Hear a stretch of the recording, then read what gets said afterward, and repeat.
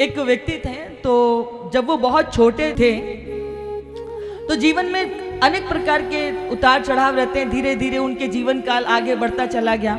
तो एक बार वो ट्रेन से यात्रा कर रहे थे, तो जब वो ट्रेन से यात्रा करने के लिए स्टेशन पर पहुंचे तो एकदम से ट्रेन रुकी। तो सभी को आप अफड़ा तफड़ी होती है ट्रेन में चढ़ने के लिए। अभी तो बहुत संसाधन है, लेकिन उस समय तो बहुत इक्की दुक्की ट्रेन होती थी। तो बहुत सबको लगता था कि फटाफट फटाफट से सीट घेर ले, जगह मिल जाए कहीं ट्रेन में। तो जब वो ट्रेन में चढ़े तो उस अफड़ा तफड़ी में उनका जो पर्स था वो जेब से गिर गया। थोड़ी देर में टीटी जो था वो आया चेकिंग करने के लिए टिकट की। ध्यान से सुनिएगा, क्योंकि मात्र ये टीटी की कहानी नहीं है, ये हम सब की कहानी है। तो वो टीटी जब आया चेक करने के लिए टिकट, तो उसने देखा कि उस ट्रेन के फ्लोर पर किसी का पर्स पड़ा हुआ है। उसने वो पर्स उठाया, तो पर्स उठा करके उसने उसको खोलकर देखना चाहा कि शायद किसी का कोई पहचान होगी, कोई आइडेंटिटी कार्ड होगा कि जिससे ये पता चल सके पर्स किसका है। चारों तरफ घुमा घुमा कर देखा, परंतु उसमें कोई इस प्रकार की आइडेंटिटी मिली नहीं। तो उसने वो पर्स उठाया और हवा में लहराया कि सब देख ले कि किसी का ये पर्स तो नहीं है। तो उसने कहा भैया देख लो किसी का पर्स तो नहीं है। तो लोग पर्स देख करके जब देख लेते हैं कि नहीं हमारा तो नहीं है, लेकिन जिसका उससे लगभग मिलता जुलता होता तो सबसे पहले लोग अपनी जेब देखते हैं कि मेरा तो मेरे पास है कि नहीं। तो ऐसे उस व्यक्ति ने भी देखा कि मेरा पास मेरा पर्स है कि नहीं। जेब में हाथ लगाया तो पर्स नहीं मिला। तो वो बुजुर्ग व्यक्ति खड़ा हो गया, बोले सर ये पर्स मेरा है। टीटी ने क्या कहा कि कैसे मान ले कि ये पर्स आपका है। तो उसने कहा कि सर इस पर्स में ना भगवान श्री कृष्ण का फोटो लगा हुआ है, इसलिए ये पर्स मेरा है।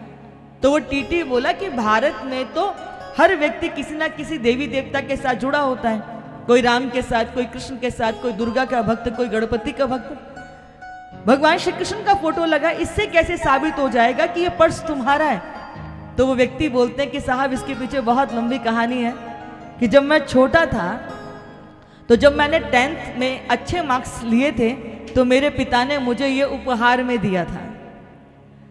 जब मुझे वो पर्स दिया तो फिर मैंने उस पर्स में अपने माता पिता का फोटो लगा लिया था। फिर मैं थोड़ा और बड़ा हुआ, शहर में आकर के अच्छे कॉलेज में पढ़ने लगा। तो मैंने क्या किया, उस पर्स में से माता पिता का फोटो निकाल करके अपनी फोटो लगा ली। जवान था, दिन में 50-100 बार बालों में हाथ डालता था, शीशे में मुख देखता था, तो मैंने अपनी फोटो पर्स में लगा ली। कुछ समय के बाद अच्छी नौकरी लगी, पैरों पे खड़ा हो गया, माता पिता ने अच्छी जगह देख करके विवाह कर दिया।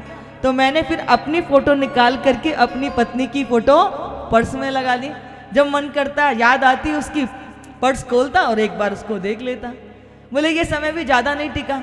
3-4 साल के बाद मेरे घर में एक संतान आ गई, बड़ा प्यारा सा मुझे पुत्र हुआ।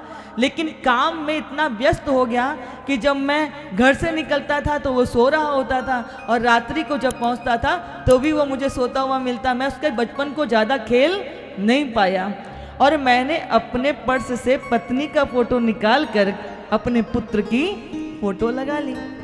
धीरे धीरे कुछ समय बीता, मेरा बेटा थोड़ा थोड़ा बड़े होने लगा, और मेरी पत्नी को भयंकर बीमारी लग गई, कैंसर की, जिसके कारण मेरा समय कब बीतने लगा, धन कहाँ व्यर्थ जाने लगा, मुझे पता ही नहीं चला।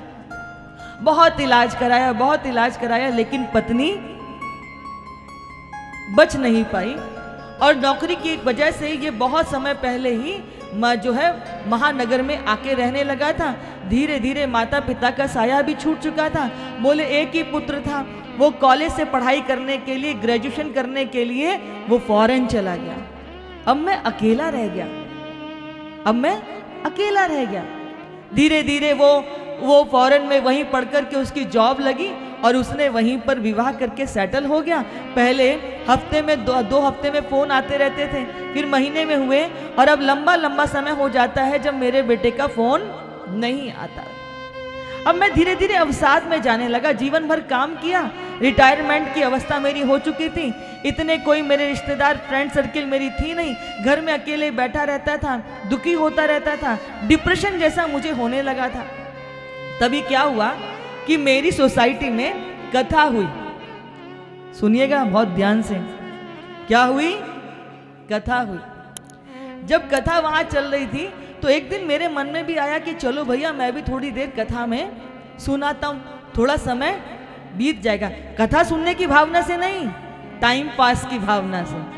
अक्सर करके आजकल हम किसी से पूछते हैं भैया क्या हो रहा है, तो लोग कहते हैं बस दिन काट रहे हैं या टाइम पास हो रहा है। भैया समय काट रहे, पशु हो क्या जो समय काट रहे हो? हाँ, टाइम पास करो। इतना समय आपके पास खाली है कि टाइम पास कर रहे हो? तो वो टाइम पास करने के लिए व्यक्ति कथा में गया कि थोड़ा समय बीत जाएगा।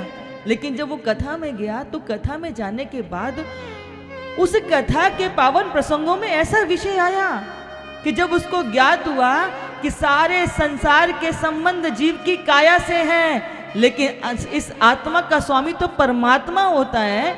पता नहीं कैसे उसको आत्मज्ञान मिला कि उसकी प्रज्ञा चक्षु खुल गई। ये वाली तो देह की आंखें होती हैं, प्रज्ञा चक्षु समझते हो, जिसे हिये की आंखें कहते हैं। वो प्रज्ञा चक्षु खुलना, उसके ज्ञान की आंखें खुली। उसने क्या किया, तत्क्षणा सोचा कि मैं कहाँ संसार के लिए रो रहा हूँ। संसार में तो लोग आएंगे जाएंगे, संबंध बनेंगे, छूटेंगे बिछड़ेंगे, कौन पहले जाएगा कौन बाद में जाएगा। हम अमर तो नहीं है ना, कोई ना कोई तो जाएगा आएगा। ये संसार की प्रक्रिया है, संसार का नियम है। उसने क्या किया, कथा जैसे ही पूरी हुई वो गीता प्रेस की पुस्तक के स्टॉल पर गया। वहां से उसने भगवान श्री कृष्ण के सुंदर से फोटो को लिया और उस फोटो को लेकर के पुत्र का फोटो निकाला पर्स से और वहां किसका फोटो लगा लिया? किसका लगा लिया? भगवान कृष्ण का।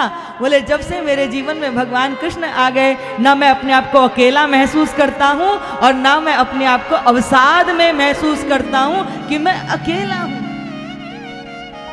चराचर सृष्टि में विद्यमान सत्ता है, देखने की दृष्टिकोण तो हो।